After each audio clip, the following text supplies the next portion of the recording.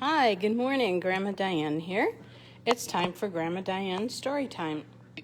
Today, I thought I would read Life in the Neck, New Friends, written by Diane Davies and illustrated by Margarita Sikorskaia and published by Beaver's Pond Press. So here we go. Life in the Neck, New Friends. My favorite color for end pages.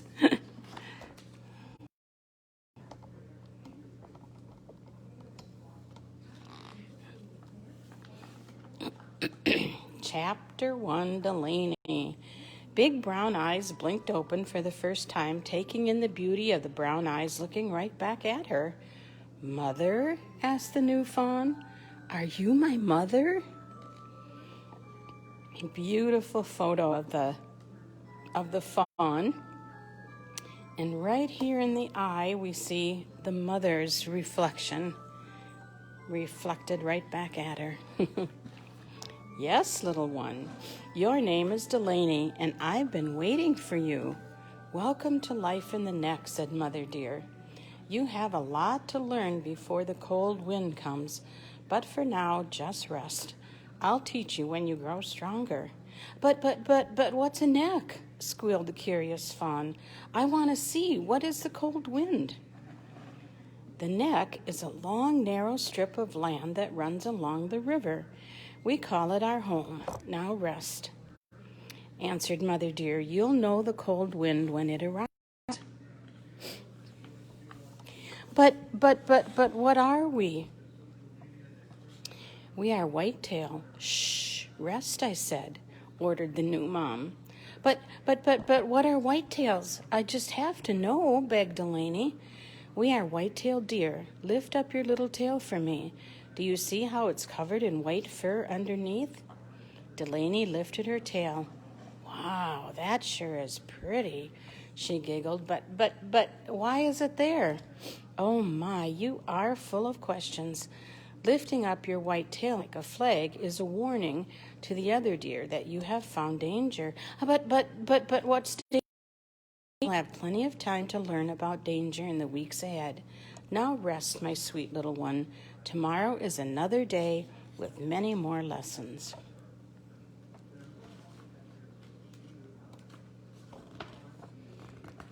The new fawn grew in strength and understanding over the next weeks as promised.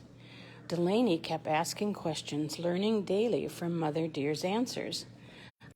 Across the drive to forage, find plants to eat, Delaney had her first brush with real danger. Mother Dear suddenly stopped, and the little fawn ran right into her back legs. "Oops," giggled Delaney. "Shh," came Mother Dear's sharp reply. Her nose and ears went straight up in the air. "Lay down, Delaney, now. Close your eyes and be very, very still." Delaney did as she was told. She opened her eyes just a peek as she saw Mother Dear lift her tail and dart away from where Delaney was hidden in the corn. Old Coyote, here he is, Old Coyote, came out of the woods and chased Mother Dear. The other deer saw her warning as she sprinted into the woods, drawing the predator away from his prey, Delaney. After losing her, Old Coyote tired quickly and walked unhappily back to the forest. He'd have to settle for a Canadian goose for his lunch. Mother Dear found Delaney just as she had left her. "What a good listener you are. I am so proud of you for following directions. The danger is gone now." But what was chasing you? I saw your flag up," whimpered Delaney. "Was that the cold wind?" "Come, I'll tell you on the way home," replied Mother Dear, relieved they were both safe. Chapter 2, Rocket. A new day began. Rocket, a young cottontail rabbit who lived in an empty woodchuck burrow, set out to play. Born that spring, Rocket was now nearly full grown at just 3 months of age. Like Delaney, he had a tail, white on its underside. It was called a cottontail, but it was his special ears, not his tail, that kept him from danger. When predators like eagles and hawks came near, Mother Rabbit heard it and hurried her family into their safe burrow.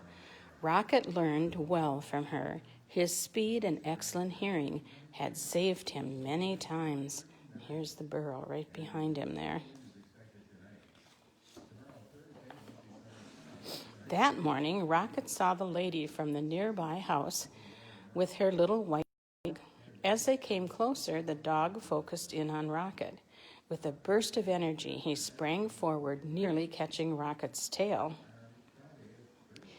Rocket's strong back legs sent him toward the cornfield, with the dog close behind.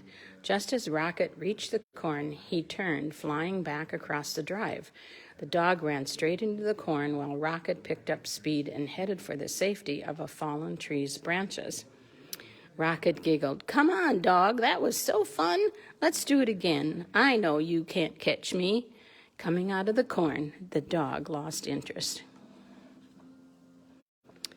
Mother Deer had sent Delaney into the forest to look for food. As she skipped along, she came nose to nose with Rocket. But what are you?" Delaney asked. "I'm a cottontail rabbit," Rocket replied. "You sure are pretty." "Thank you, but what do you do?" asked Delaney. "I like to hop and run around. Come, play with me. Let's be friends."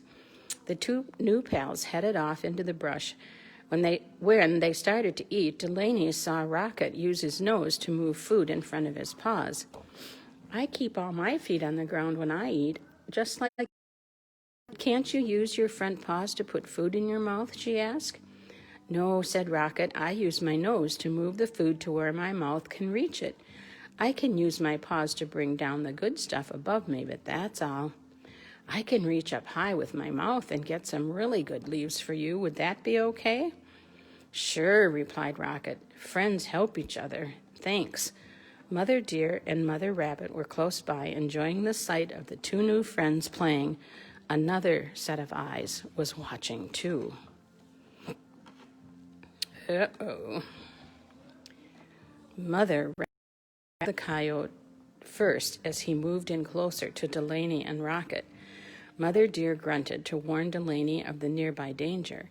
Then everyone moved all at once. Delaney and Mother Deer lifted their tails and dashed away. Rocket and Mother Rabbit scurried into the woods and down their burrow. Old Coyote was left licking his chops. Another day, another Canadian goose lunch. But what just happened?" cried Delaney. "Was that the cold wind?" "The old Coyote was watching you from the woods. You were too busy playing to see him. You must be careful at all times, my sweet little one," Mother Deer said. Chapter 3, Cardinal Red.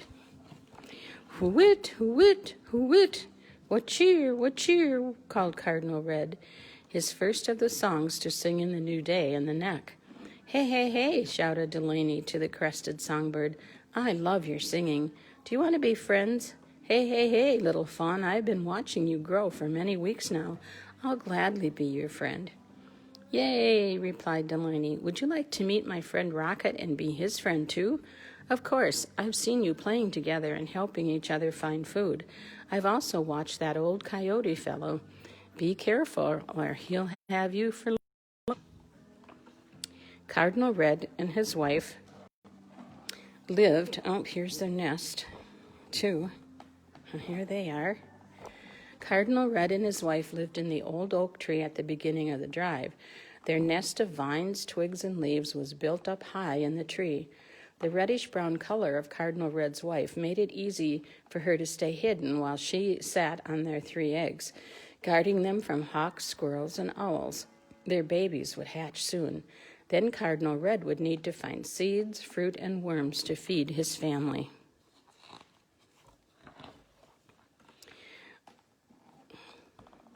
"Rocket and I found the people's garden down at the bottom of the hill. Want us to show you where it is so you can find food when the babies hatch?" Delaney asked Cardinal Red. Excited to share, the 3 friends headed happily to the garden plot.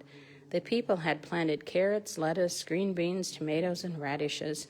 The garden was overgrown with pumpkin vines and quackgrass, providing seeds, fresh green leaves, and vines. The variety gave all 3 good things to eat. Here's Rocket over here. We lost him on the page. The afternoon slipped away as they ate their fill and began to feel sleepy in the warm sun. Their eyes soon closed. As they slept, a large bird circled above their heads, feeling its shadow before she saw it. Delaney's eyes popped open. "Hey, hey, hey, Cardinal Red, wake up, cried Delaney. "That hawk is robbing the neck. Fly home to save your nest." Cardinal Red flew off toward the old oak, while the others dove into the shelter of the pumpkin plant's great leaves to hide from danger. Old Coyote watched from his hiding spot in the forest. He and Hawk would both have Canadian goose for lunch that day. You see the shadow of the bird flying overhead? Delaney felt that shadow before she even saw it. Has that happened to you sometime? Chapter 4, The Cold Wind of Danger. Early September found the neck very, very dry. No rain had fallen for the last 3 weeks. The chance of fire was high. One morning, before the sun was even up, a careless stranger threw a glowing cigarette butt out of his car. Landing in the tinder-dry grass along the drive, it burst into flames. He didn't see them crawl across the grass to climb a nearby tree. A cold wind blew, fanning them even higher, until the open wood at the beginning of the neck was full of fire. Sitting high up in the old oak, Cardinal Red was the first to notice the danger. "Who it? Who it? Who it?" she shrieked to warn the other animals. He flew over the area, spreading the alarm. He was happy to see the white-tailed deer escaping with their tails held high. The cottontail rabbits hurried to the safety of the downwind. The squirrels, chipmunks, foxes, songbirds, snakes, turtles, and frogs followed the rabbits out of the fire's path. Cardinal Red was proud of his fine warning until he saw that Delaney and Rocket were missing. The fire grew as the wind pushed it along the neck toward the end of the drive.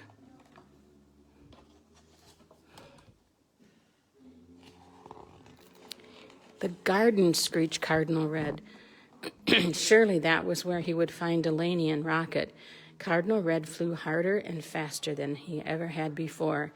Rocket spotted Cardinal Red and called, "Delaney is hiding and won't come out." Old Coyote was once again watching.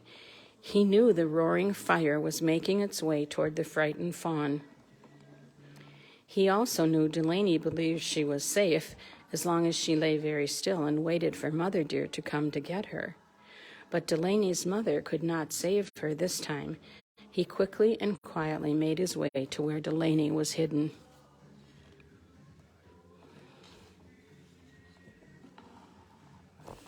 Oh my goodness, look at that. Delaney looked up right into Old Coyote's eyes. "Run, run, Delaney. Your mother is waiting for you in the grassland. Now run, run as fast as you can," shouted Old Coyote.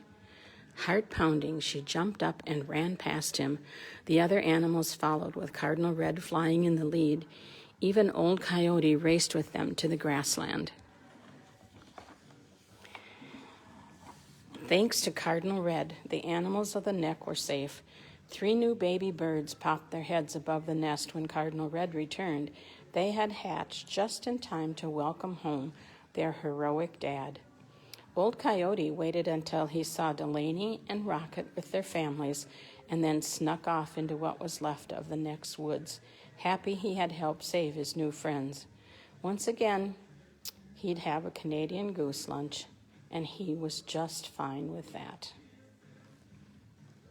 And that's the end of the story. We're back to the end pages.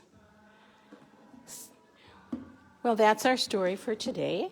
And tomorrow I will read Life in the Neck, Squirrel Trouble once again for you. And Friday I will read Jeannie Ann's Grandma Has Breast Cancer.